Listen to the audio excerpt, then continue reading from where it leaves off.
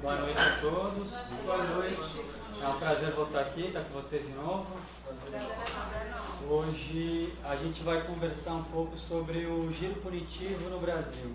Então a gente vai ficar no debate da sociologia da punição, um termo que muitas vezes também é utilizado como punitivismo, onda punitiva, virada punitiva, tudo que seja associado a essa ideia de transição e aumento de punição. Então, o giro punitivo ele é abordado de diversas maneiras, por diversos autores de diversas regiões do mundo. Eu elenquei aqui algumas das que eu considero que tem maior recepção aqui no Brasil, e a gente vai passar um pouco por cima delas. E a partir daí vamos ver até que ponto responde a questão brasileira, até quais são os limites dessas teorias para explicar os fenômenos aqui no Brasil e o que pode ser útil para a gente compreender a atualidade do sistema de justiça criminal no país. Então eu elenquei a teoria, uma teoria que parte da transição do Estado social para o Estado penal, uma outra que sai do Fordismo para o pós-Fordismo, uma terceira que parte de uma sociedade pautada na disciplina e passa a se transformar numa sociedade baseada no controle de riscos, e por fim uma adaptação da estrutura social moderna a uma ideia de modernidade tardia. A primeira teoria é aquela do Loïc Wacquin. Na verdade, o Loïc Wacquin é o principal teórico dessa vertente, embora não seja o primeiro e nem o único.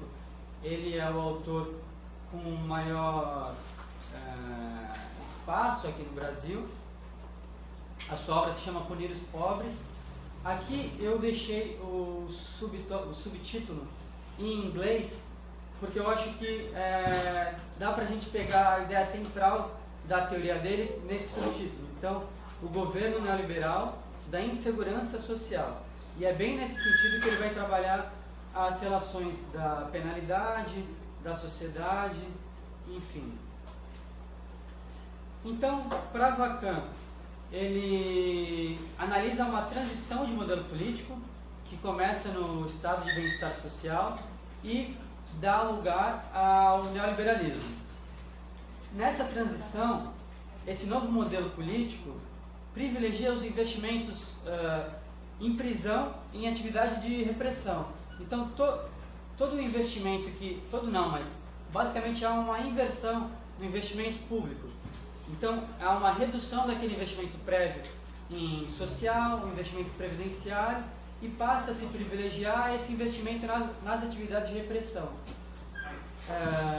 Com isso, teríamos o encarceramento em massa, que seria o governo neoliberal da miséria. Um ponto importante de ressaltar nessa teoria do Wacquin é uma funcionalidade simbólica, e por isso eu ressaltei a versão do subtítulo em inglês. Então, aquela sociedade passava por uma crescente onda de manifestações sociais, seja de movimento negro, movimento das mulheres, e também por uma alteração nas relações de produção, que teriam afetado uma deterioração nas condições de trabalho. Então, o resultado era uma crescente insegurança social. E aqui, nessa primeira teoria, não tem muita relação com o aumento de crime. A insegurança é uma insegurança social, e não insegurança do crime. E um outro elemento importante da teoria do Wacquin é a difusão internacional das categorias e das políticas penais, basicamente dos Estados Unidos. Ele trabalha muito com a ideia da tolerância zero e a transposição dessa política de tolerância zero para diversos países, Itália, França, e ele trata também um pouco da questão no Brasil. No último tópico ali eu cito alguns outros autores que também trabalham com a relação de neoliberalismo e punição. Alguns trabalham de um modo um pouco diverso, mas basicamente aqui é uma relação entre mais investimento no social, menos investimento em prisão e menor população prisional. E por outro lado, maior investimento em prisão, menor investimento social, que afetaria o tamanho da população prisional.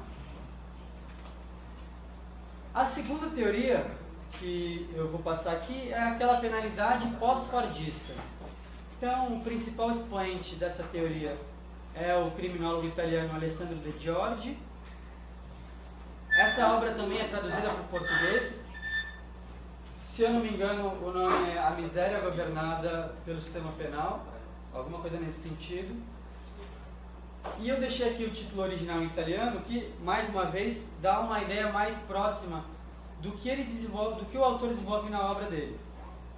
Então, o governo do excesso, pós-fordismo e controle da multidão, como seria a tradução literal da obra original, do título original da obra. Então, o Alessandro De Giorgi, ele vai resgatar aquela teoria da economia política da pena, e aquela premissa conhecida de Rush e Kirchheimer, de que todo o sistema de produção tende a descobrir as formas punitivas que correspondem às suas relações de produção. Então, há uma relação direta entre o modo de produção e o sistema punitivo. Então, analisando as mudanças estruturais no campo de produção das sociedades do hemisfério norte, Alessandro De Giorgi vai encontrar uma correlação entre, por exemplo, o desemprego estrutural, que é uma característica do sistema, do modelo pós-fordista, e a forma como isso ia afetar também o tamanho da clientela do sistema penal. Então, quanto mais pessoas fora do mercado de trabalho e pessoas que sequer podem integrar o exército industrial de reserva, maior é o papel do sistema punitivo naquela sociedade. Então, com a transição do modelo fordista para o pós-fordista e o aumento dos desempregados, o aumento do desemprego em geral, aumentaria também o tamanho da população prisional dessas sociedades. E além desse aspecto, há um aspecto qualitativo também, particular dessas transformações no campo de produção. Então, se antes existia uma classe operária, um modelo homogêneo de população, aquela classe que trabalhava nas fábricas, nas indústrias, com essa transformação, haveria, portanto, uma nova multidão, completamente heterogênea, distante das características daquela antiga classe operária. Então, é um amontoado de pessoas com poucas características em comum. Isso afetaria a própria função do sistema penal e do cárcere em si.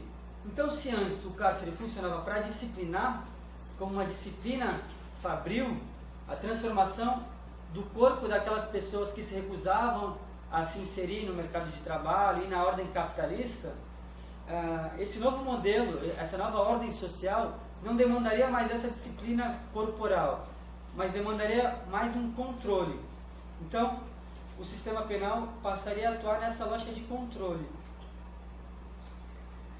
Posteriormente, esse autor ele vai desenvolver o que ele chama de economia política da pena pós-reducionista, porque existem muitas críticas a essa ideia da economia política da pena, que relaciona modo de produção e sistema punitivo, chamando de teoria mecanicista, uma teoria quadrada, que não tem espaço para variações. Então, ele diz que devem ser consideradas também todas as forças políticas, culturais, sociais, que essas forças também influenciam a tendência de desenvolvimento do sistema penal. Então, não haveria, portanto, aquela relação mecânica. A produção é assim, então o sistema punitivo é daquele jeito. Em terceiro, a justiça atuarial, também chamada anteriormente como nova penalogia. Então haveria aquela transição de uma velha para uma nova penalogia. Os principais autores dessa teoria são Feeley e Simon. Tem 2 artigos que os autores trabalham com isso. Primeiro justamente sobre a nova penalogia e depois de fato sobre uma justiça atuarial. O professor Maurício Dieter também trabalha com essa perspectiva, uma análise da realidade nos Estados Unidos, sobre uma política criminal atuarial.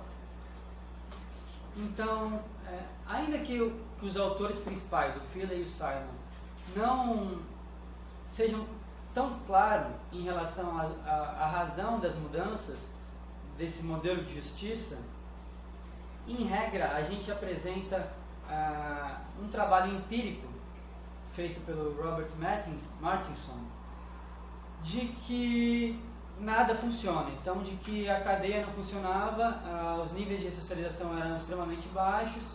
Então, aquele modelo de justiça pautado no ideal de reabilitação não funcionava.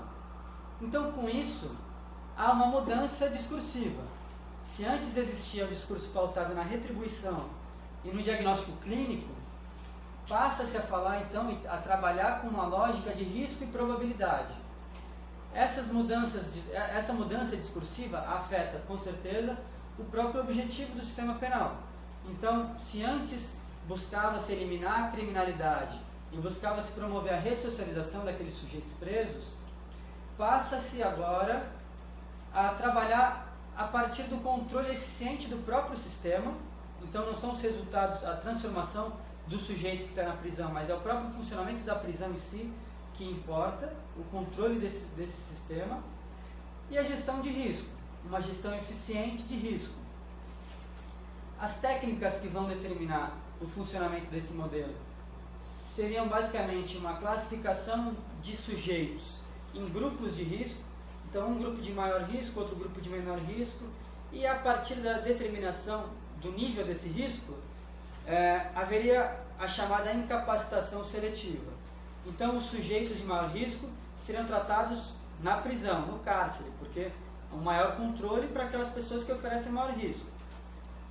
Os grupos de menor risco seriam tratados fora do cárcere, sendo uma forma, inclusive, de economia, forma de economizar recurso investido nessas atividades de repressão, e, portanto, seriam pessoas que seriam controladas com medidas alternativas, enfim, nesse sentido. E aí é um modelo que se pauta na utilização desses novos modelos de acumulação de informação.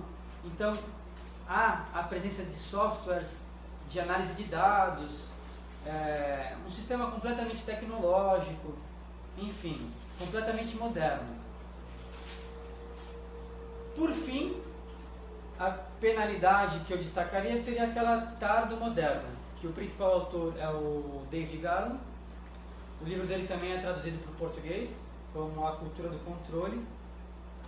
E nesse livro, o autor trabalha com uma ideia de queda ou redução, ou transição, transformação, do previdenciarismo ou modernismo penal, que é justamente aquele antigo modelo de justiça, pautado na ressocialização, enfim. David Garland vai analisar as transformações que ocorreram naquela sociedade chamada de modernidade, e ele vai trabalhar com uma ideia de modernidade tardia. Então, são transformações na própria estrutura social, nas sensibilidades culturais, na ordem social, ou seja, ele vai incorporar a própria ascensão do neoliberalismo, a mudança na estrutura da família, a mudança no campo de trabalho, todas essas mudanças que determinariam uma nova ordem social, ou quase o término de uma ordem e o começo de outra. A consequência dessas mudanças, que importam mais para a gente aqui, seria um aumento considerável do crime. Então, o crime, nessa nova sociedade, passaria a ser um elemento presente no cotidiano das pessoas, notadamente da classe média. Então, isso seria o complexo do crime, quando o crime passa a fazer parte do cotidiano daquelas pessoas. Então, seriam sociedades com altas taxas de criminalidade, aquela sociedade da modernidade tardia. Isso provocaria algumas mudanças na forma de lidar com a criminalidade. Então, uma delas seria aquela ideia de populismo penal ou do uso político da criminalidade. Então, a reação política de uma nova direita, economicamente liberal e moralmente conservadora.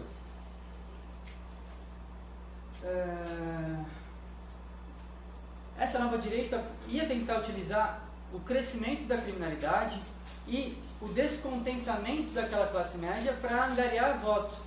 Então, o que acontece aqui? Antes, e aí é uma ideia que o Garland e também o Vacan trabalham com isso, com uma classe média sendo basicamente o motor primário da condução das transformações do sistema de justiça criminal. A gente pode discutir isso depois, é uma ideia um pouco delicada. Mas, enfim, essa classe média, segundo Garland, apoiaria aquele antigo modelo de sociedade mais inclusivo, então de que aquelas pessoas que cometiam crime deveriam ser reabilitadas e não excluídas da sociedade. Existiria um ideal de inclusão ali, naquela sociedade.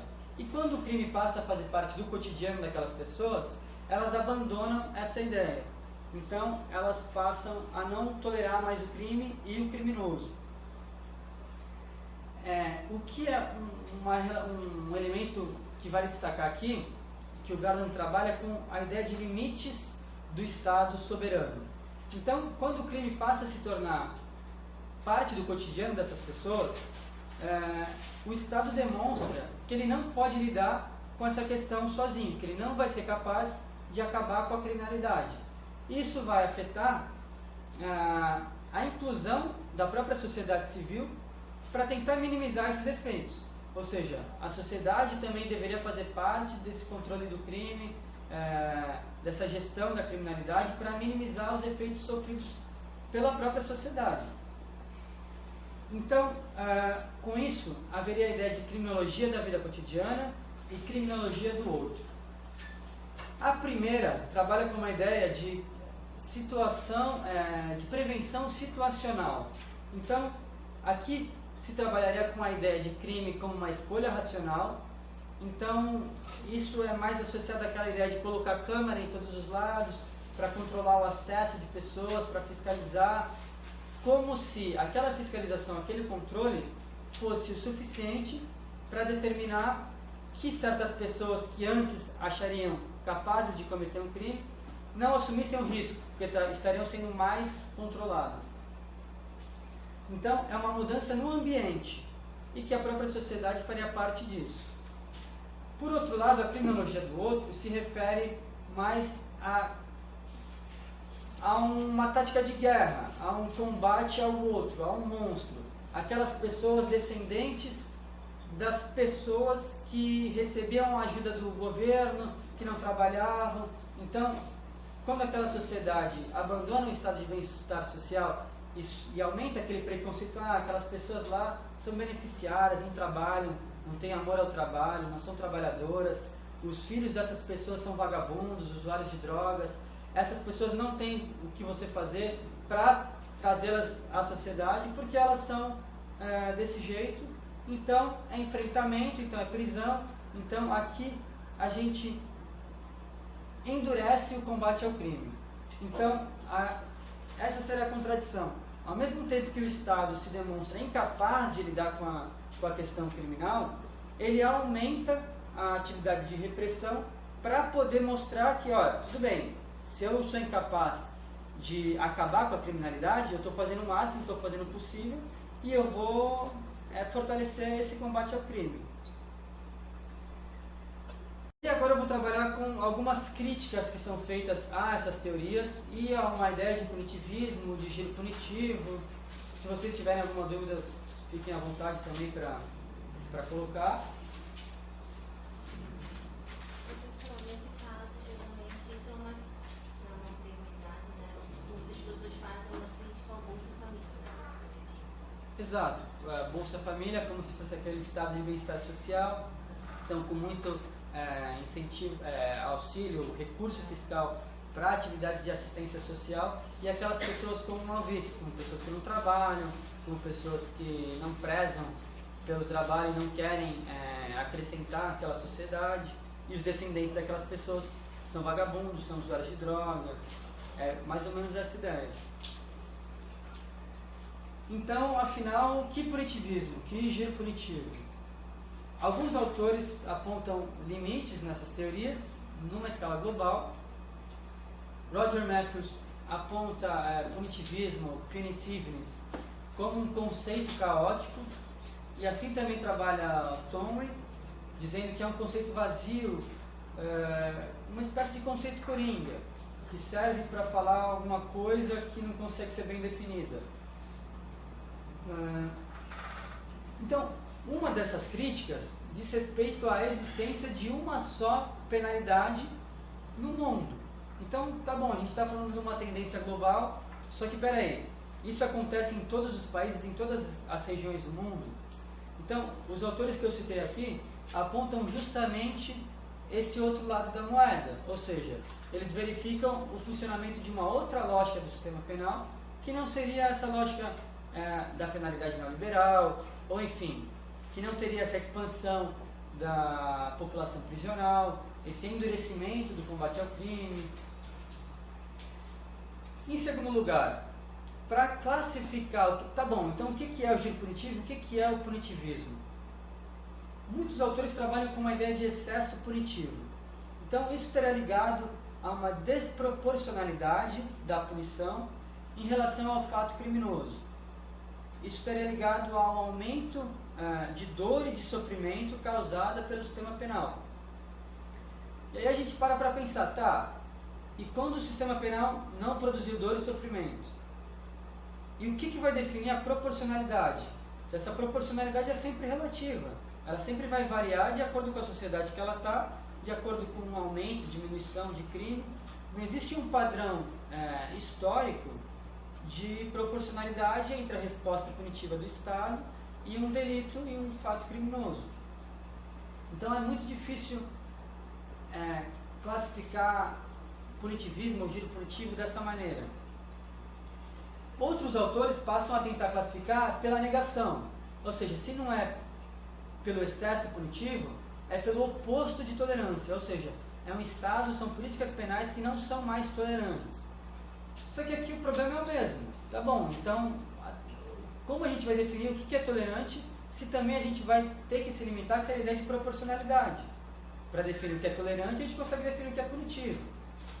Então, o exemplo daquela ideia, daquela tendência de enfraquecer a malha e alargar a rede, que é o crescimento do sistema penal para além do cárcere, ou seja, do uso de penas e medidas alternativas, por exemplo, é um caso muito bom que fica difícil de apontar. Tá bom, então são mais respostas do sistema penal. Isso quer dizer o quê? Mais tolerância, porque não é na cadeia, só que é mais controle. Então, há um excesso punitivo, há um ideal de tolerância aqui. É difícil de chegar a um denominador comum aqui, né, nessa ideia de enfraquecer a malha e alargar a rede. Um outro problema nessa ideia de giro punitivo seria a mensuração do quão punitivo é um país, é uma região, seja em uma comparação histórica do próprio país ou em relação a outros países. Essa medição, essa comparação em regra, ela é feita a partir das taxas de encarceramento, que é o padrão mundial que se faz, a população prisional a cada 100 mil habitantes. O problema é que essas taxas de encarceramento, elas não demonstram o grau de intensidade de sofrimento, de violência, não demonstram o padrão de saúde, o padrão de alimentação dentro do cárcere. Então, por exemplo, relacionando o sentenciamento e as taxas de encarceramento.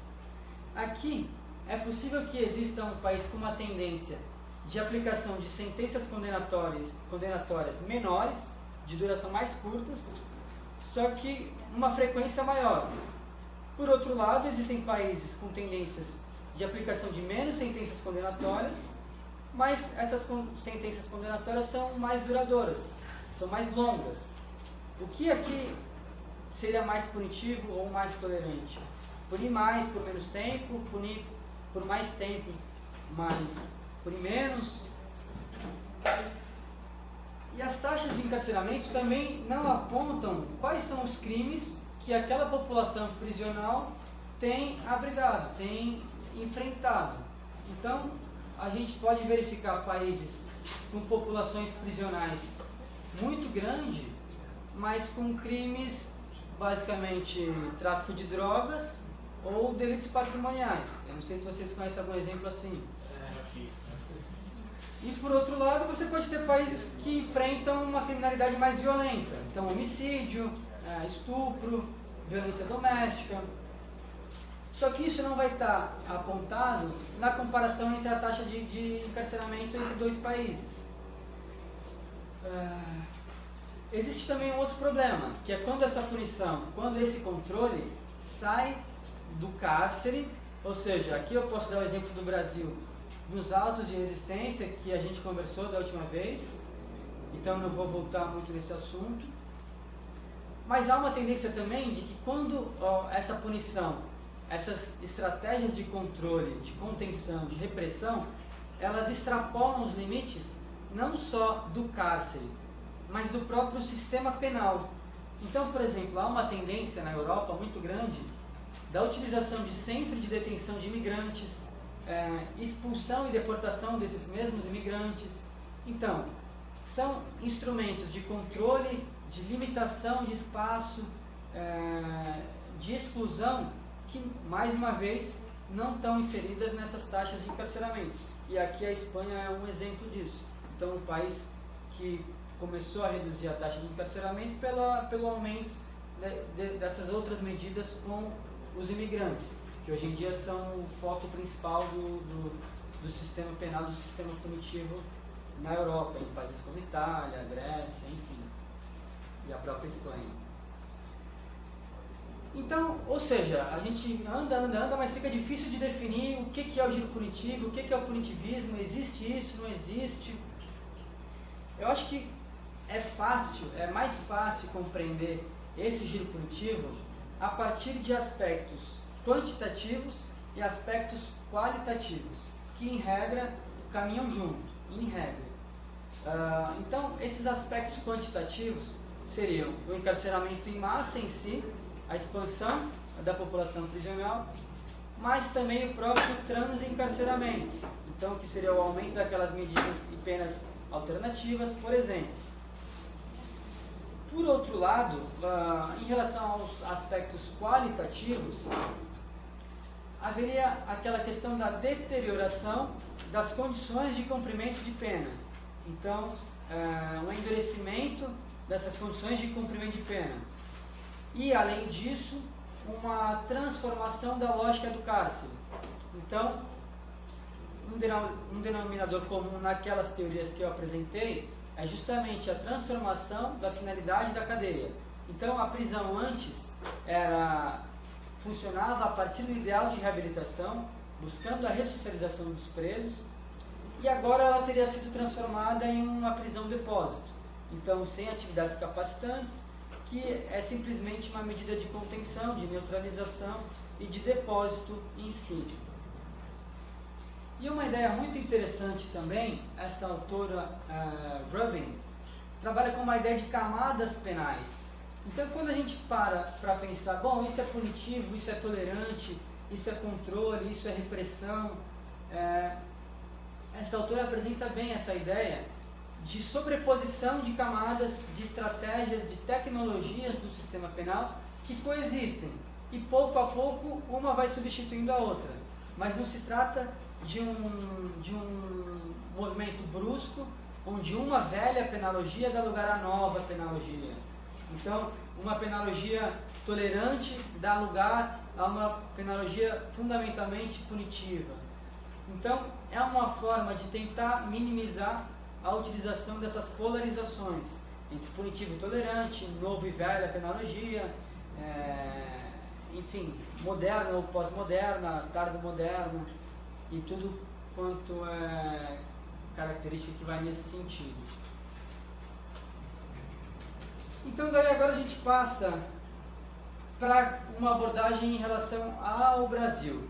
Até aqui a gente se manteve em generalizações teóricas, ou seja, a gente se limitou a essa discussão teórica que é feita, ou melhor, foi feita para e foi feita em realidades distintas.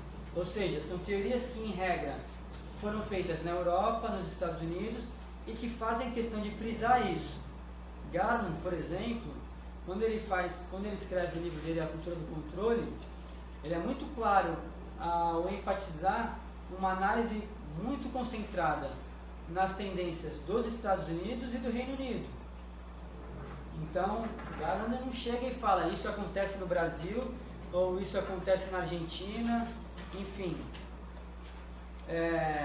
O problema é quando a gente pega essas ideias e acha que aqueles autores estão falando da nossa realidade sem fazer algumas contextualizações.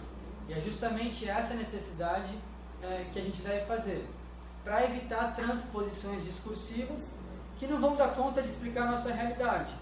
Porque o grande problema disso é, vamos pensar na ideia do neoliberalismo e a eventual superação do neoliberalismo. Bom, eu vou mostrar isso com dados mais adiante, mas só para adiantar. A gente, em tese, teria superado o neoliberalismo, mas num período de inclusão social, a população prisional só cresceu. Então, as próprias políticas criminais são afetadas quando a gente não consegue pensar e entender a nossa realidade. Então, isso demanda um estudo das particularidades locais e de um modo definido temporalmente. Eu deveria fazer aqui com vocês agora um estudo histórico do sistema de justiça criminal na sociedade brasileira e o papel cumprido pelo sistema de justiça criminal a partir do desenvolvimento do Estado e da sociedade brasileiros. Mas isso demandaria muito tempo e não vai dar para a gente fazer aqui agora. Então eu vou tentar passar rapidamente algumas características que eu considero presentes por toda a história do sistema de justiça criminal e que vale a pena ser ressaltado aqui por justamente isso, por serem perpetuadas até hoje. Mas só para começar, em relação ao período colonial, quais são os aspectos marcantes do controle social exercido naquela sociedade? É o próprio genocídio indígena, a expropriação de terras, a escravidão, ou seja, é um modo de controle social que não passa fundamentalmente pelo sistema penal, pelo sistema punitivo formal, certo? E esse mesmo modelo, ou um modelo próximo a esse, vai ser mantido, mesmo após a independência do Brasil em relação a Portugal. Então essas práticas punitivas, essas práticas de controle, elas vão ser mantidas em grande parte num modelo doméstico. É evidente que a partir daí existem diferenças de classificação, tanto de status de pessoas quanto de regiões. Então você tinha o sujeito livre, você tinha o escravo, você tinha o escravo que tinha sido já libertado, e o status dessa pessoa definiria um modelo ou outro de controle social, e a depender desse status de pessoa, seria justamente um controle social exercido pelo sistema punitivo. Se fosse um escravo, por exemplo, não, continuaria sendo um controle doméstico, um controle pessoal. E o mesmo se refere às regiões. Então, quando você tem o início de urbanização de centros, de cidades, o controle social naquela região é exercido de uma forma diferente, porque é uma ordem social diferente do que aquela ordem no campo. Então, no campo, você mantém aquela lógica de um dominando o outro, um controlando o outro, com pouca participação do Estado, do controle social exercido pelo sistema punitivo. Mas quando essas relações acontecem nos centros, ou no início, no princípio de urbanização nas cidades, aí a lógica é outra. As criminalizações, em relação às criminalizações, é possível notar que as criminalizações, em regra, são direcionadas sempre à manutenção dessas relações de domínio e de poder que vêm se estendendo desde sempre. Então, por exemplo, a gente pode dar exemplos aqui como a criminalização da capoeira, da vadiagem, da embriaguez, são de ofensas à ordem pública de modo geral, que no final das contas servia justamente isso, para se manter essas relações de domínio e de poder naquela sociedade. Então aqui haveria aquela funcionalidade, a função concreta do sistema penal, do sistema punitivo. Professor, atualmente é uma tentativa de criminalização do funk, né? Pois é. Não Pois sei é. como é que está o status do projeto de lei, mas Então, você, tá no projeto de lei, quando você consegue enxergar isso numa perspectiva histórica, você vê que não é alguma coisa que nasce agora, não é uma tendência nova, são instrumentos que são usados de maneira repetida, só vão se atualizando. Não há nada de novo aqui nisso. E esse é o problema, porque tem gente que ainda acredita e acha que isso pode ser útil e acha que isso pode ser benéfico, não sei para quem e não sei como. Em relação à aplicação, ao funcionamento desse sistema de justiça criminal, as detenções, em regra, eram e continuam sendo mais vinculadas a certos perfis e tipos sociais, muito mais do que em relação ao próprio cometimento de delitos em si.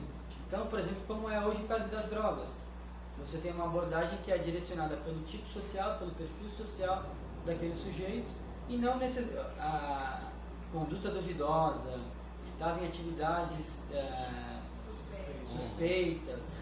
Então, é cometimento de delito ou é o tipo social que vai determinar a atitude suspeita? E desde sempre há essa perpetuação, a manutenção de detenções ilegais, da tortura utilizada como método de obtenção de prova, a violência física na atuação do sistema penal, seja dentro da cadeia, seja a partir da polícia nas abordagens. Então, própria invasão de domicílio, como a gente tem nas favelas, isso hoje em dia uma coisa comum. Existem relatos desde o início do século XX, exatamente nesse sentido, da polícia que invadia casa sem determinação judicial nenhuma para fazer o que ela considera o trabalho dela. E aí eu vou destacar também a primeira instituição prisional da América Latina, que foi a Casa de Correção do Rio de Janeiro, cujas obras foram iniciadas em 1834 e terminadas só em 1850. Aqui é um caso interessante de se falar, porque nos primeiros 20 anos de funcionamento da então considerada primeira instituição prisional moderna, basicamente entre 20% e 25% dos presos que foram enviados para essa casa de correção morreram durante o cumprimento de pena. Isso é um trabalho realizado pelo Andrei Korner, tem um artigo, depois eu posso passar as referências aí desses dados que eu estou passando, enfim. E aqueles sujeitos que não morriam, basicamente saíam da prisão com danos físicos que os tornavam incapazes para ser inserido no mercado de trabalho daquela sociedade. Então, o nome que diz casa de correção era um lugar onde pessoas morriam e saíam de lá sem nenhuma chance de correção, de reinserção. E foi a primeira instituição moderna do país. Então a gente pode analisar que historicamente a forma de punição, de castigo, não só no Brasil, mas na própria região, na América Latina de modo geral, ela é exercida por meio de dominação corporal. Então, aqui há um poder sobre o corpo das pessoas, há o uso de força física sobre um corpo, a dominação corporal, são castigos físicos, que são as principais características do funcionamento nas prisões, na própria abordagem policial, em todo o funcionamento do sistema de justiça criminal. E também, com o passar do tempo, vai surgindo o que se chama vigilantismo policial.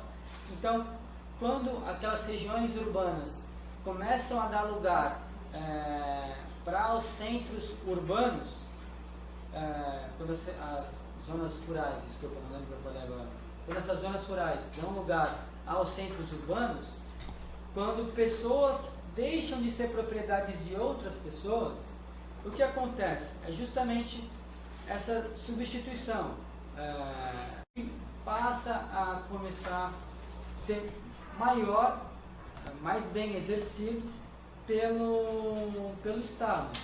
Então, aí você tem uma maior centralização de poder do próprio Estado e, com isso, a polícia vai cumprindo a função que antes era exercida de modo pessoal, de modo doméstico. E aí, eu não quero pular muitas fases, depois tem alguns pontos que eu vou voltar, a gente vai falar sobre padrão de encarceramento em fases distintas, mas e daí a gente tem também a questão da ditadura militar e algo, bom, as características vocês já estão cansados de saber, então também não vou ficar muito tempo aqui. Eu só iria destacar a questão do término das guardas civis e da militarização da polícia durante a ditadura militar, que vai ser um aspecto marcante com efeitos até hoje na nossa sociedade e no funcionamento da justiça criminal no Brasil. Quando der o tempo aí da parada, vocês me avisam que eu não acompanhei aqui, eu perdi o horário, vocês vão me dão um sinal aí. E aí a gente chega no momento da redemocratização. Desculpem o salto gigantesco que eu dei, e depois eu posso passar alguns materiais que vocês podem ter acesso a mais detalhes, é porque justamente pelo tempo não dá para passar tudo em uma aula só. Mas enfim, aí chegamos à redemocratização e aí eu ressalto 3 características que não são propriamente do funcionamento do sistema de justiça criminal, mas são características que vão afetar a sociedade e, consequentemente, o funcionamento do sistema de justiça criminal. Então, a Constituição Federal de 88, que mantém traços autoritários nela, ela mantém, por exemplo, a polícia militarizada, que foi uma obra da ditadura militar, como eu citei anteriormente, e ela preserva um poder nas mãos das Forças Armadas muito grande. Então, você tem essa redemocratização com a manutenção de poder das Forças Armadas e, enfim, aqui mais uma vez, a gente poderia ficar muito mais tempo analisando as transformações da Constituição, mas por enquanto eu vou destacar só esses pontos. A gente tem também a anistia de 79, chamada anistia conciliatória. Qual é o efeito aqui que a gente pode destacar? A própria manutenção da violência como um elemento naturalizado, porque é mantido historicamente nas relações sociais no Brasil, na sociabilidade brasileira. Então, o momento que a gente poderia mudar essa lógica na percepção social de todos os cidadãos, e aqui cuidado, né, porque estamos falando de cidadãos agora,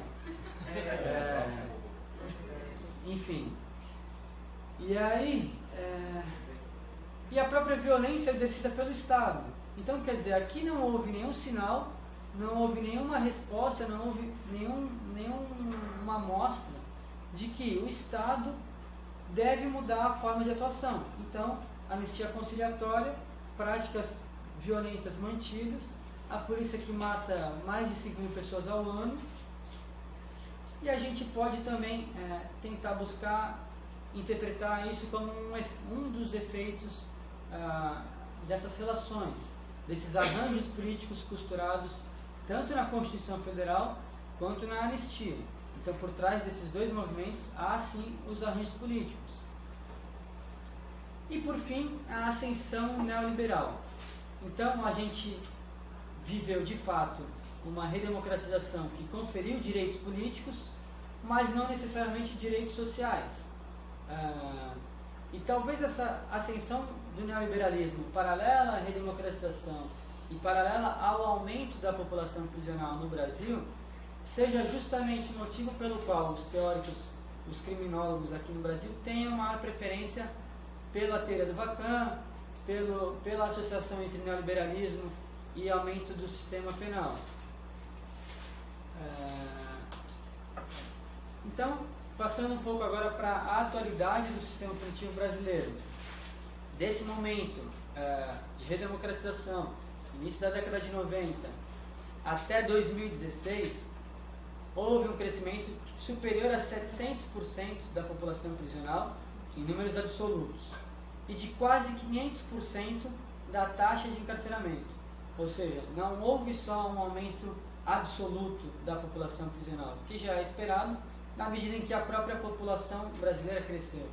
Mas houve um aumento proporcional do número de presos em relação ao número de habitantes do Brasil, de cidadãos do Brasil. No próximo slide eu vou mostrar um gráfico que fica mais fácil de verificar essas transformações. Hoje em dia o Brasil é responsável pela terceira maior população prisional. Eu sei que isso aqui basicamente vocês devem saber, mas não tem como eu falar de encarceramento em massa, de giro punitivo, sem voltar nesses dados. Então, desculpa se eu estou sendo repetitivo. Então, hoje a gente constitui a terceira maior população prisional do mundo, só atrás dos Estados Unidos e da China. Recentemente a gente passou a Rússia. E o que há que se destacar aqui é que entre essas 4 maiores populações prisionais, o Brasil é o único que, de 10 anos para cá, continua com uma tendência de crescimento, seja em números absolutos, seja em números relativos. Porque essas outras 3 populações ou estagnaram ou começaram a ser reduzidas. E essa tendência de redução da população prisional é verificada também na Europa, de modo geral. Então, não só nas 4 ou 3 principais ou maiores populações prisionais. Por quê? Porque todo mundo sabe que isso é uma política que custa muito. E os efeitos dessa política nem sempre são benéficos. Nem sempre não são. E a gente vai falar um pouco dos efeitos depois. Mas então vale destacar isso. Se existe hoje uma tendência no sistema de justiça criminal, é justamente pela redução da população prisional. E a América do Sul, principalmente o Brasil, eles estão um pouco fora dessa tendência global. O que a gente tem que copiar, a gente não copia, né?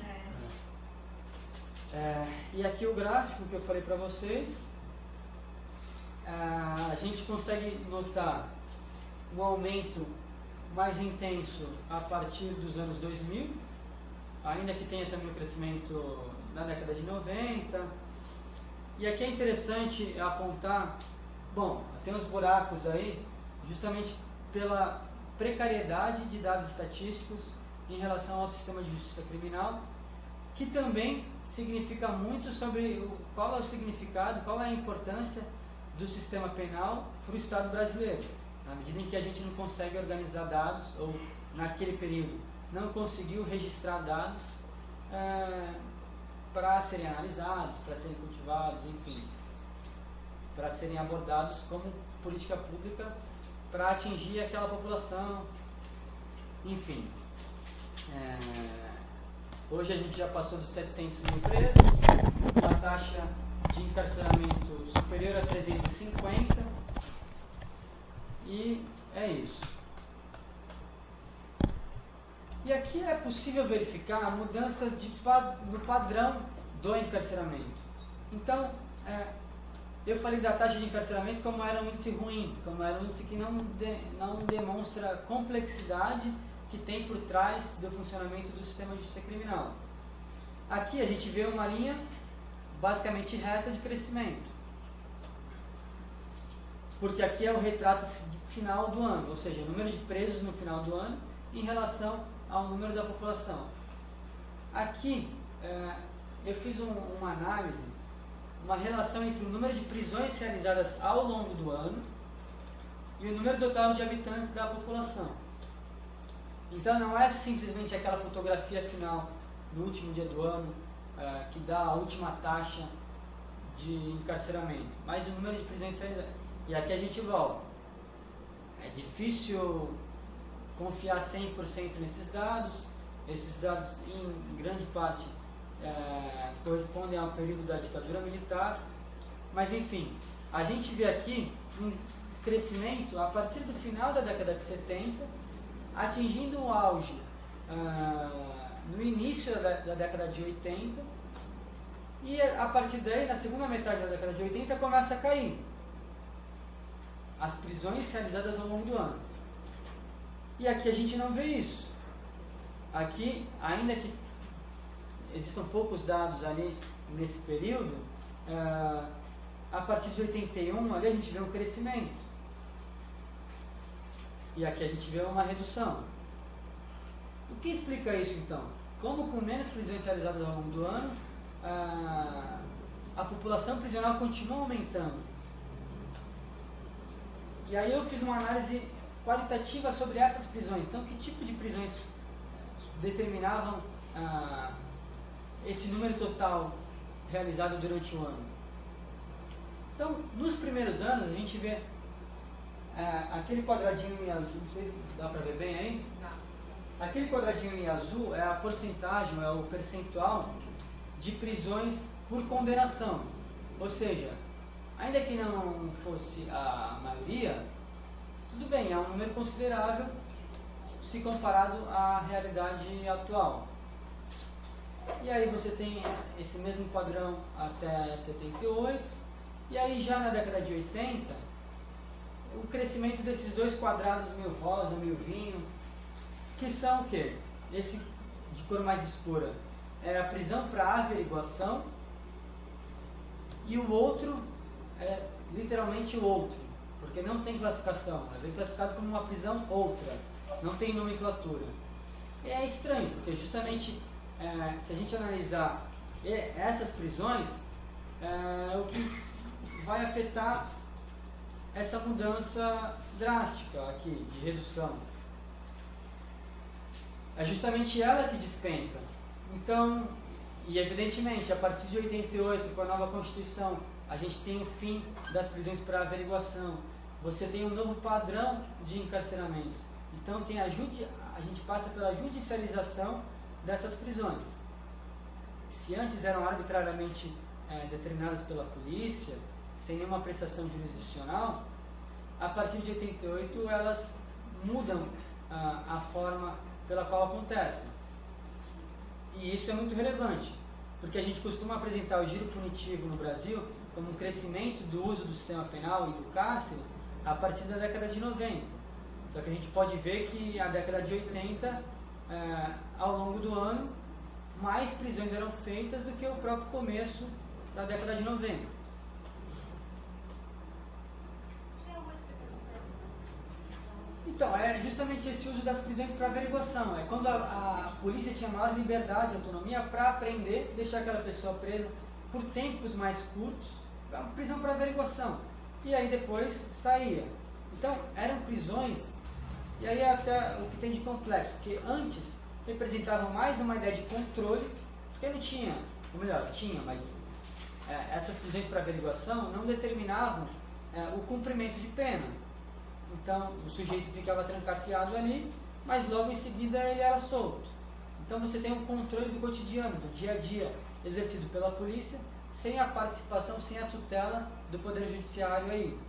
E com a nova Constituição isso muda, isso termina. E aqui a gente analisa os tipos penais representados na população de 4 períodos que eu separei. Eu acho que esse aqui ficou pior de ver, né? Mas o que é mais importante aqui são esses traços, as linhas. A primeira linha crescente, a preta, diz respeito à representação do crime de drogas. Ou seja, aí eu peguei falar sobre os anos e por pelos anos, né? 63, 73, 83 e por fim 2014. Então, um ano durante o encarceramento em massa e 3 períodos anteriores a isso, a ele, e também anterior à ditadura. Então a gente tem um crescimento muito intenso do uso do crime de drogas, principalmente a partir da década de 70, em relação a 63. Em 63 você não tinha nem 1% de pessoas presas por crimes vinculados à droga. Em contrapartida, crime de homicídio era de longe o crime com maior representação naquela população prisional, um pouco mais de 35%. Ou seja, ali existia um tipo de encarceramento que era mais focado no homicídio do que em drogas. O homicídio é a linha mais clara? O homicídio... É o verde. Que eu mudei a cor do verde, esqueci de mudar a linha também. Aquela linha ali deveria ser verde. Porque estava em vermelho, eu confundia com a outra tabela aqui. aquela linha decrescente deveria ser verde, que é justamente a linha sobre o homicídio, que aponta a redução do homicídio na representação da população prisional. E aí eu destaquei o crescimento de 2 crimes, que é o crime de drogas e o crime de roubo, que também sai basicamente de 5% em 63 e vai atingir 25% em 2014. Então, em 2014, roubo e drogas ultrapassam a metade da população prisional no Brasil, enquanto em 63 eles não atingiam 10%. Então, há uma clara mudança na lógica e nos crimes que importam e que devem ser combatidos pelo sistema de justiça criminal do país. Em relação ao perfil dos presos, também todo mundo está cansado de saber, o homem, jovem, negro e pobre. Então, basicamente 95% dos presos são homens. 9 a cada 10 presos não completaram o ensino médio. E aqui eu utilizo esse dado como um exemplo da própria condição. Eu mandei para vocês também no e-mail. Sim. Esse a cada 2 a cada 3 são negros, tem incluso negros e pardos, é isso? Isso, é na classificação feita pelos censos do IBGE. Então, aí é uma definição deles. Mas, então, retomando, essa categoria, essa questão do ensino médio, eu gosto de utilizar como um índice da própria condição econômica dessas pessoas. Então, são pessoas que não tiveram a oportunidade, ou interesse, ou possibilidade, enfim, de terminar o próprio ensino médio. Porque não existem dados basicamente econômicos sobre os presos. É muito difícil achar isso. Então, eu acho que esse é um bom denominador. 2 a cada 3 são negros e uma grande maioria de jovens. 30% de 18 a 24 anos. Isso aqui todo mundo já sabe, então vamos seguir.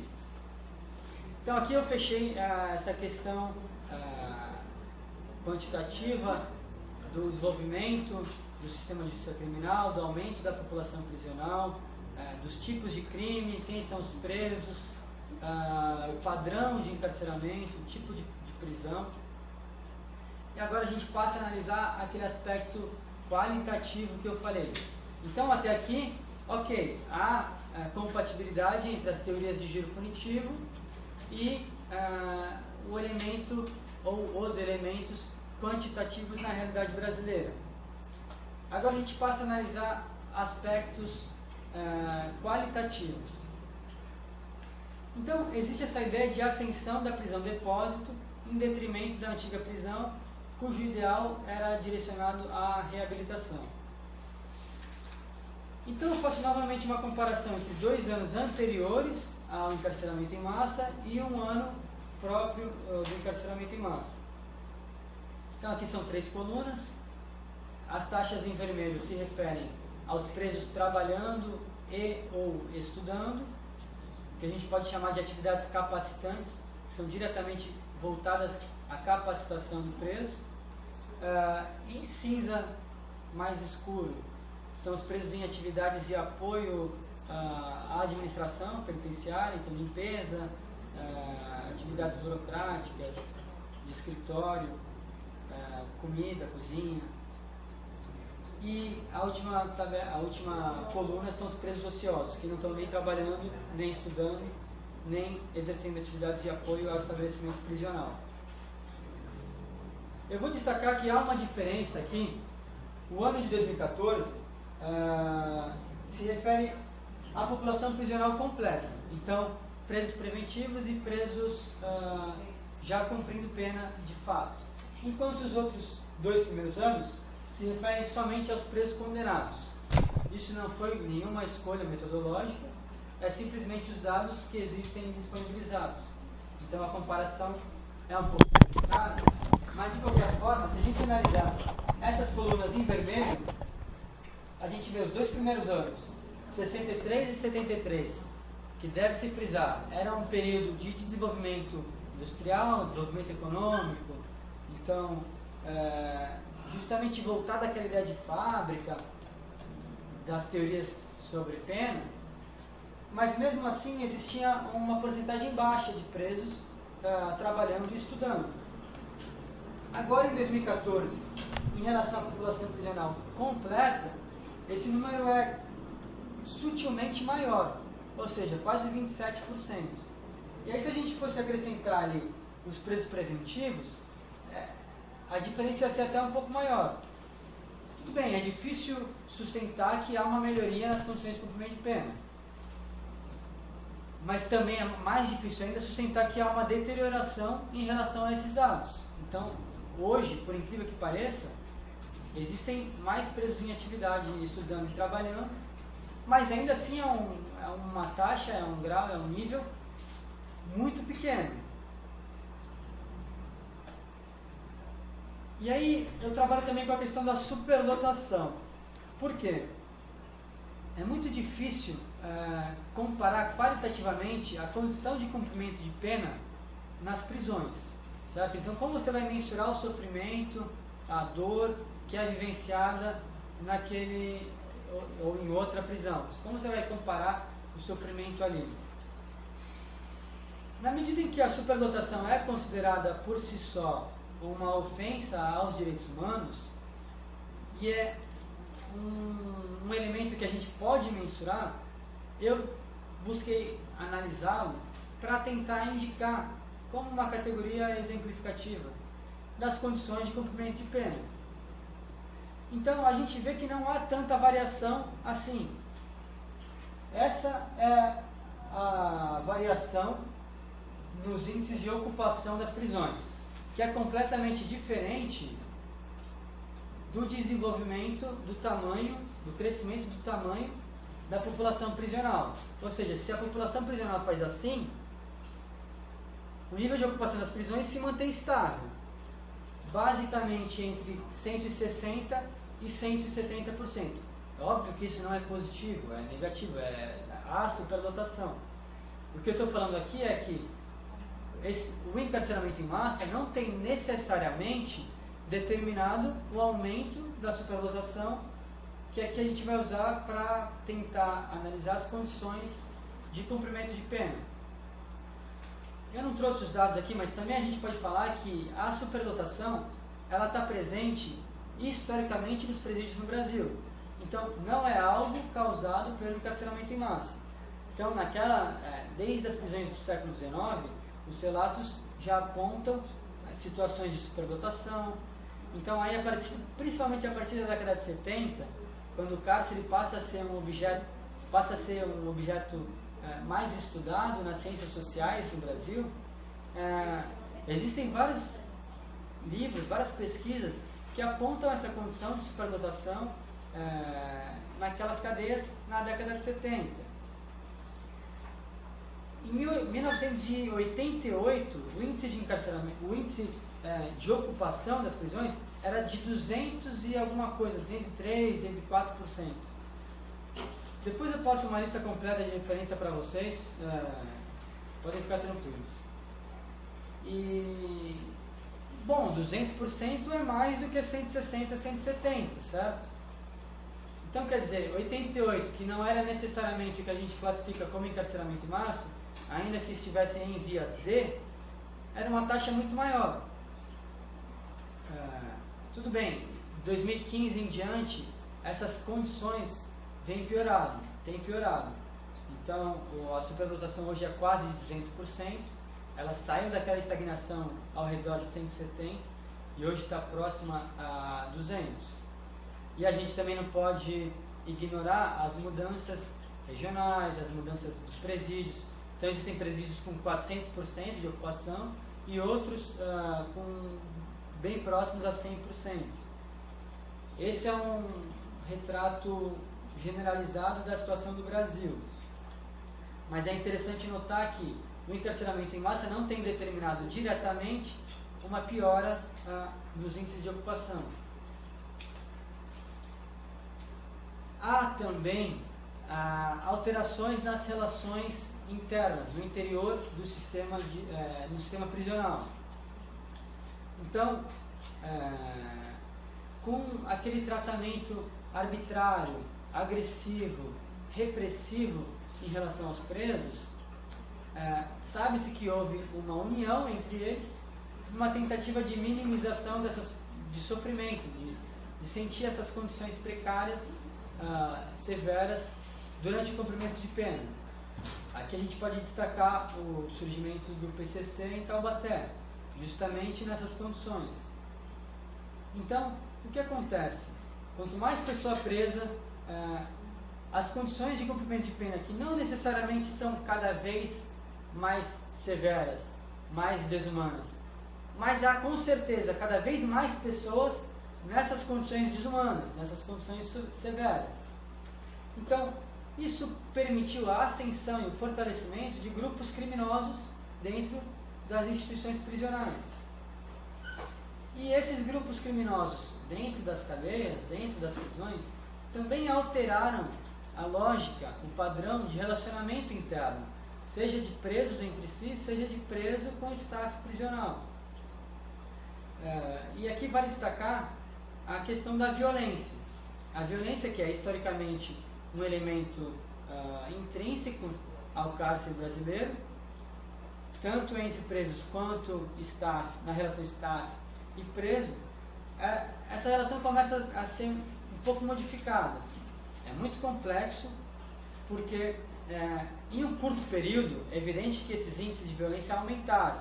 Então, choque entre presos, não existia monopólio de facções, mas uma análise ao médio prazo, vai indicar, por exemplo, algumas mudanças como proibição do uso de crack na cadeia, porque isso aumentava o nível de violência dos presos, vai proibir o uso de faca, vai proibir relações de estupro. Evidentemente, isso em locais onde há aquele monopólio, onde há um controle quase total de uma facção, de um grupo criminoso, em regra o PCC. E aí, se a gente vai para regiões onde não há esse monopólio, esse controle exercido por um só grupo criminoso, as relações são completamente violentas. Então, decapitação, esquartejamento, também são características que acontecem sempre durante os anos. A gente sempre tem casos disso acontecendo nesses presídios. Então, é uma relação muito complexa sobre violência, condição de cumprimento de pena e as relações desses grupos criminosos no interior das prisões. Agora, vale destacar também a distribuição de presos, a partir dessa lógica de cada vez mais preso, um crescimento intensivo, intenso. Então, por exemplo, vamos pensar no Rio Grande do Sul, onde não há um monopólio de grupo criminoso. Como se dá a distribuição interna de presos lá? Você tem prisão com mais de uma facção dentro, chega um fulano lá. Bom, para que área ele vai? Para que setor da cadeia ele vai? Ele vai para o setor da facção que ele pertence. E se ele não pertence a facção nenhuma? A origem dele, o local onde ele mora, vai determinar a distribuição interna dele. Ou seja, se ele vem de uma comunidade e aquela comunidade é controlada por X facção, ele vai para lá dentro da cadeia. Agora, se um outro preso vem de outra região, e nessa outra região é a facção rival, ele vai para outra zona do presídio, naquele espaço. Então, o que acontece? Há um incentivo de recrutamento desses grupos criminosos, certo? Porque quando você começa a distribuir preso, que nem sempre é pertencente a esses grupos, mas eles passam a integrar esses grupos pela própria origem dele, da zona que ele vem, aqui o Estado está determinando, ou está facilitando, se a gente pode ser sutil de alguma forma, está facilitando o recrutamento para o crime, para o pertencimento a facções, a organizações criminosas. Professor, mas o secretário lá do Ceará falou que não ia mais separar os presos. E olha o que aconteceu. Eu acho As que é uma três questão- facções, Comando Vermelho, a facção específica lá do Ceará, Aham. e o PCC se uniram para destruir o Estado. Pois é. Eu acho que é uma questão de Engraçado segurança. é que o número de homicídios reduziu Uhum. nesse tempo em que eles vêm provocando esses atentados, né? Aham. Com bomba, etc. O número de homicídios reduziu. Porque eles meio que proibiram a galera de brigar entre Aham. si. Pode falar? O que eu entendi é que a pessoa percebe que ela não tendo facção, pode ser que, dependendo do lugar, ela não tenha uma comida melhor, não tenha um colchão e etc. Aí ela, por culpa da ausência do Estado, ela acaba se vendo obrigada a pertencer a uma facção para ter uma comida melhor, um lugar melhor, ter colchão, segurança, etc. Aham. Pela sua própria sobrevivência. É, exatamente. Exatamente. Até porque senão essas pessoas vão para as alas onde ficam idosos, pessoas que já estão sendo juradas de morte. E aí, por exemplo, em qualquer rebelião, é o dele que está na reta, né? Então é até mais seguro. Bom, é uma análise subjetiva. O que acaba acontecendo na prática é isso. Então, mas eu não estou defendendo que se faça uma coisa ou outra. Eu estou só relatando que essa lógica de distribuição permite o recrutamento para o crime. E aí, evidentemente, que a gente tem um outro lado. Tá bom, se os preços não forem distribuídos dessa maneira, o que vai acontecer? O que aconteceu lá no Ceará? Sim. Então, e aí a gente tem que ver o que vale a pena, que forma é melhor, quais são os mecanismos para lidar com esses problemas, mas que é fato que esse mecanismo de distribuição permite e facilita o recrutamento e a própria união dos presos, é verdade. E aí você tem as respostas estatais a essas novas relações prisionais. Então, por exemplo, o RDD, uma tentativa de neutralização de líderes das facções, das organizações prisionais. E aí com isso você tem a resposta das organizações criminosas, e aí você tem outras respostas do Estado, e aí você vai tendo uma relação onde esses dois polos acabam definindo a atuação um do outro. Então, se relacionam de uma certa maneira.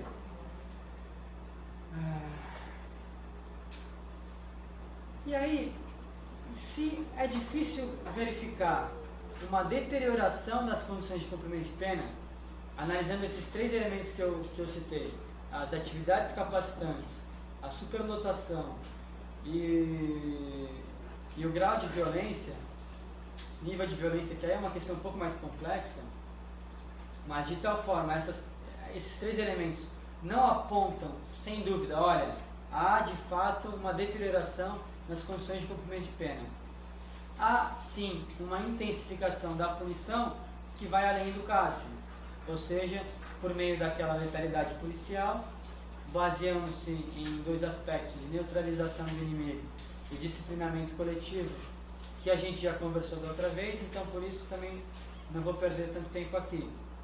Mas, na medida em que há uma atividade judicial caminhando junto com a conduta da polícia, e que esse padrão ele tem áreas de substituição da prisão em flagrante, a gente pode também analisar esse aumento da letalidade policial como uma característica do giro punitivo brasileiro, que é uma característica que não tem nas sociedades europeias, por exemplo.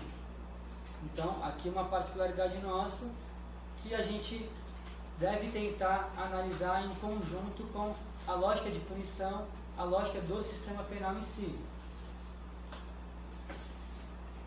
E aqui a gente passa a analisar as possíveis causas e começa a relacionar as causas apontadas naquelas quatro principais teorias. Evidentemente tem outras teorias, só que também não dá tempo para falar de todas. A gente passa a analisar alguns elementos centrais daquelas teorias na realidade brasileira e ver onde se dialogam, onde pode explicar, onde há uma limitação, onde há contradições. Então o primeiro elemento que eu coloco aqui é o aumento da criminalidade. alguns autores, alguns sociólogos apontam para um aumento da criminalidade no Brasil, para além das estatísticas oficiais, mas percebida também pelos cidadãos, e apontam essa relação entre o aumento da criminalidade e o aumento da população prisional. Esse autor, Michael Townley, ele fez um estudo relacionando o número de delitos e o tamanho das populações prisionais em alguns países, e ele não encontrou uma correlação necessária. Então, não necessariamente quando aumenta o número de crime, aumenta o tamanho da população prisional ou vice-versa. Então, o título do artigo dele é justamente esse: crime não causa punição.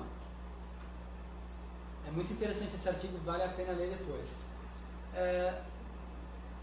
Em contrapartida, existem sim alguns autores que falam, não, existe a relação entre aumento de criminalidade e aumento da população prisional. Então, eu peguei a questão do homicídio, que a gente já viu no outro gráfico, e eu acho que ele é muito significativo, porque representa o crime mais grave, porque é aquele que atenta ao, entre aspas, bem mais valioso da pessoa. Então, a gente notou uma redução drástica do percentual do crime de homicídio na população prisional brasileira. Tá bom, isso por si só não vai identificar que a gente não está prendendo os homicídios que acontecem.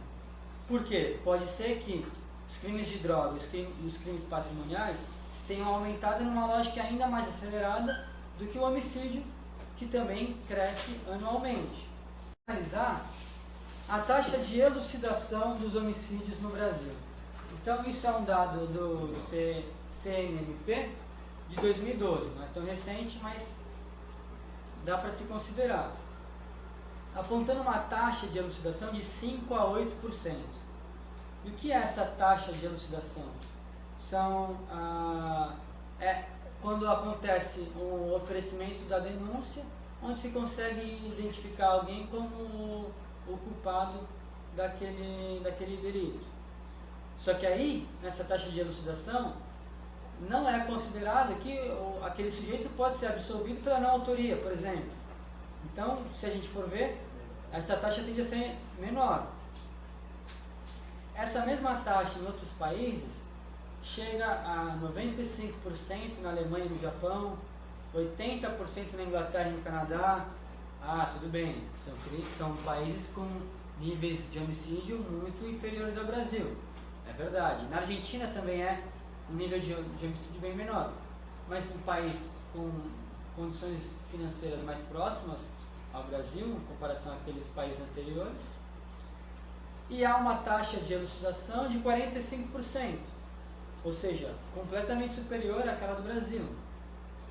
Se o crime fosse de fato o que determina o crescimento da população prisional, se os operadores, se os agentes do sistema de justiça criminal no Brasil estão preocupados com o crime, então por que esse é o tratamento dado ao crime mais severo que existe na nossa sociedade?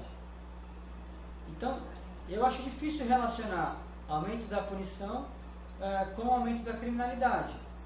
Notadamente, quando os crimes mais representados na população prisional do Brasil são crimes não violentos, ou seja, drogas e crimes patrimoniais. Ou seja, seria possível uma outra resposta, inclusive do próprio sistema punitivo, que não dentro do cárcere. Então aqui há uma opção, há uma escolha por isso. Não é uma relação direta, aumentou o crime, aumentou a população prisional.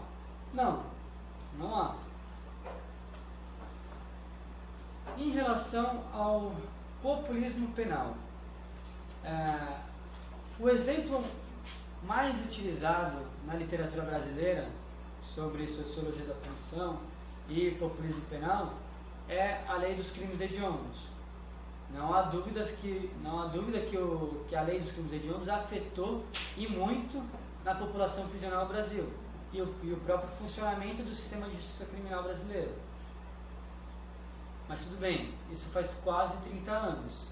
A gente não pode limitar a análise do funcionamento e das novas tendências do sistema de justiça criminal brasileiro simplesmente a partir, ou somente limitado na lei dos crimes hediondos e esquecer tudo que tem pelos próximos anos, pelos anos seguintes. Então, eu não falei muito sobre populismo penal no primeiro quadro, eu deixei ele um pouco dentro da questão da penalidade na modernidade tardia, mas ele poderia ser sustentado por 3 principais pontos, ou aspectos. 1, que seria o povo; 2, o uso político da criminalidade; e 3, os próprios operadores ou os atores do sistema de justiça criminal. Então, vamos analisar essa questão em relação à realidade brasileira. Haveria um povo mais punitivo depois da ditadura militar? É óbvio, existem pesquisas que apontam que o medo do crime é sim uma percepção subjetiva difusa no Brasil. A pesquisa do Fórum Brasileiro de Segurança Pública aponta isso de um modo claro. E isso, em qualquer diálogo com qualquer pessoa, a gente sabe que as pessoas têm medo de andar na rua e ser assaltada, por exemplo. Mas aqui também é uma relação muito complexa e muitas vezes contraditória. Então, ao mesmo tempo em que 71% das pessoas entrevistadas pelo mesmo Fórum Brasileiro de Segurança Pública concordaram com a frase de que melhorar as condições de prisão brasileira é fundamental para reduzir o poder das facções criminosas, 57% dos entrevistados em outra pesquisa realizada pelo Fórum Brasileiro concordou com a frase de que bandido bom é bandido morto. É extremamente contraditório. É difícil entender, bom, que povo punitivo é esse? Quem é esse povo?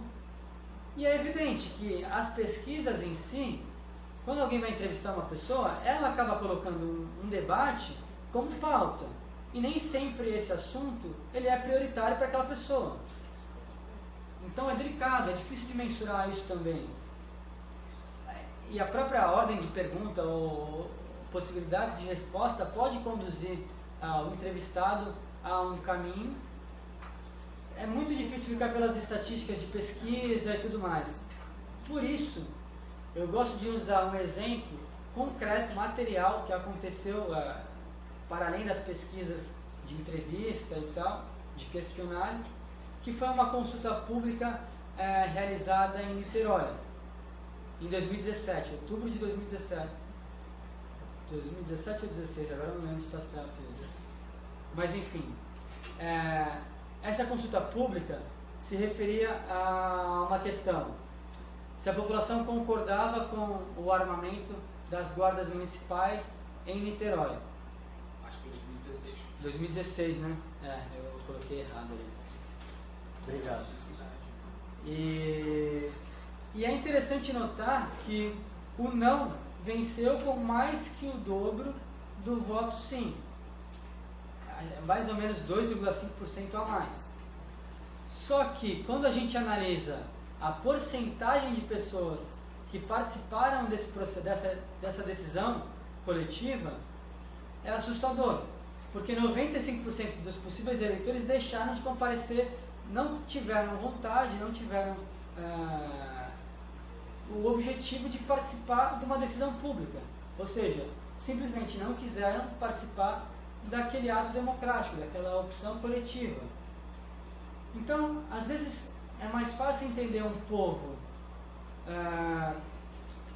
acostumado com condições difíceis, com violência no cotidiano, que não necessariamente demanda por mais punição, mas que muitas vezes aceita mais punição, que são coisas diferentes.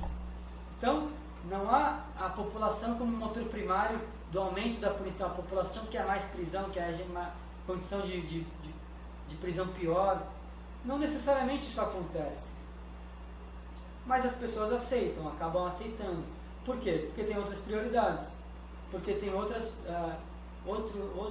pontos da vida social que elas entendem ser mais importantes.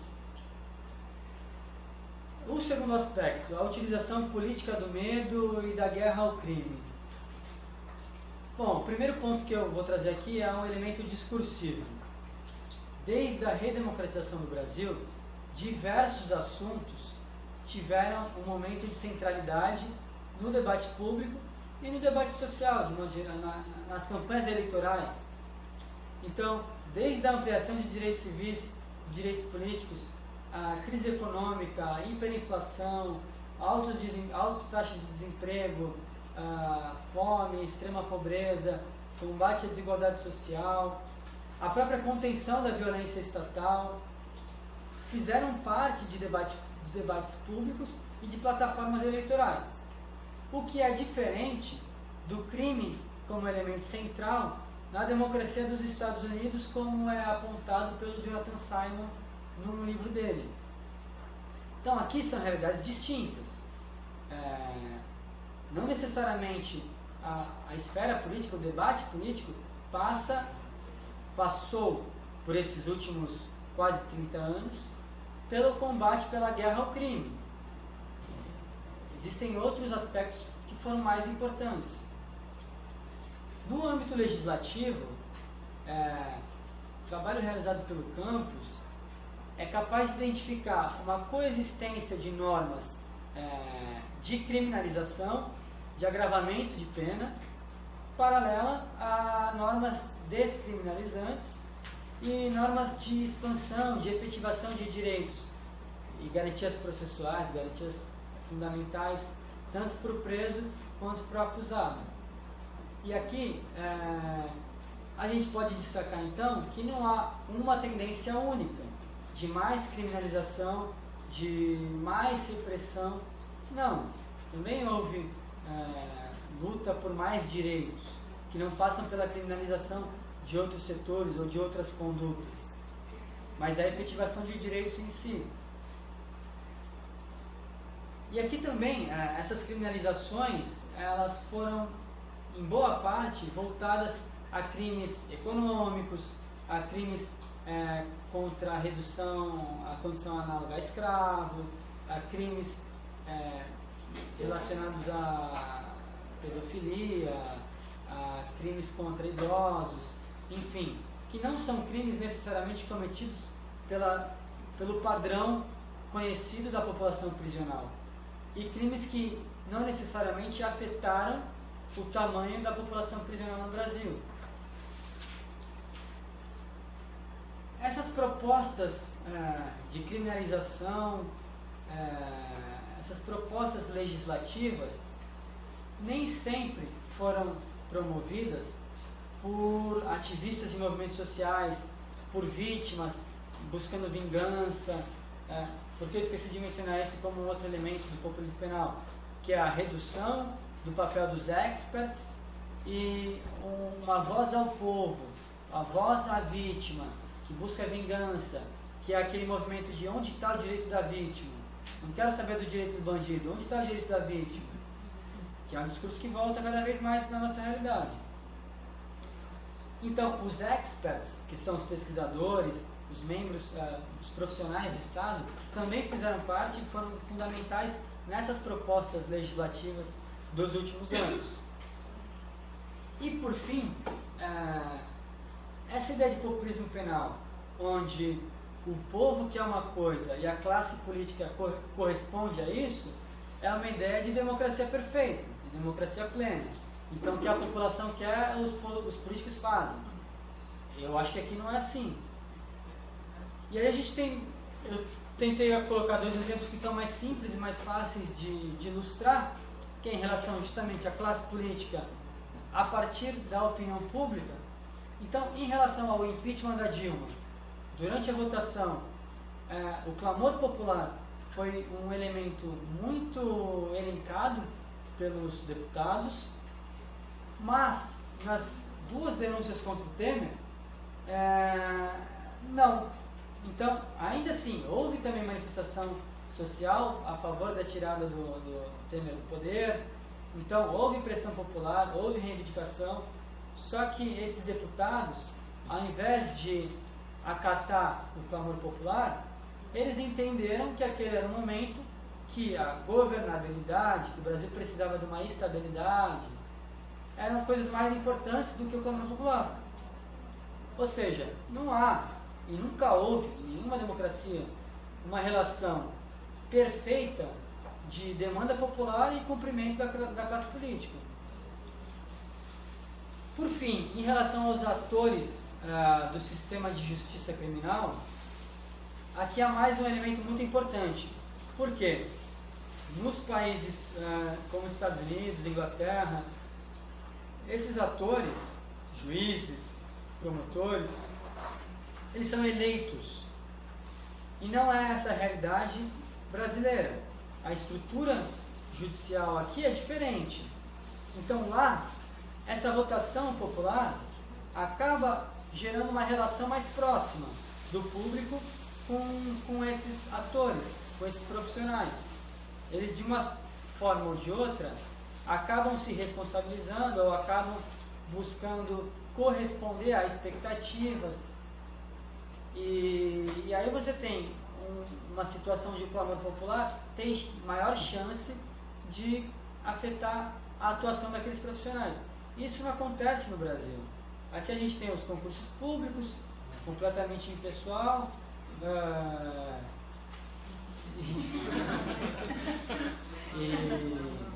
enfim, existe essa diferença, a estabilidade do cargo. Então, assim, ao menos em tese, não haveria essa necessidade ou essa relação direta entre povo e atores do sistema de justiça criminal. Em tese. Então é isso. Em relação à ascensão da... No intervalinho? Bora.